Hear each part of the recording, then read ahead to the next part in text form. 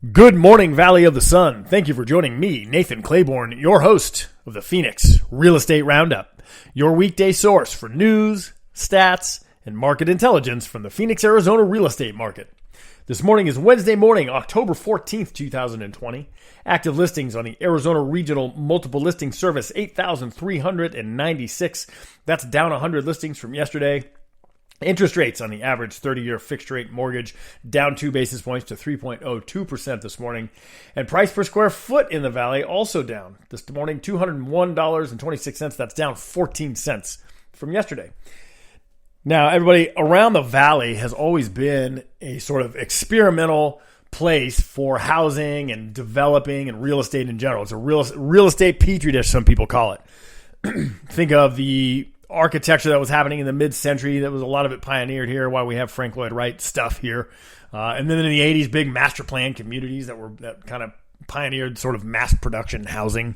All that really was developed here. And this is really a place where we are always on the forefront of real estate and housing experimentalism. And that continues to this day. And the big hot new thing in housing, you guys and girls and everybody in between, single-family detached rental communities. These are the hot thing. They were developed 3 or 4 years ago by Christopher Todd Communities. And there are a handful of them around the valley. But think apartment complex, but you don't have to share any walls or ceilings with anybody, which, frankly, sounds pretty appealing after being locked up next to some noisy neighbors, I would imagine.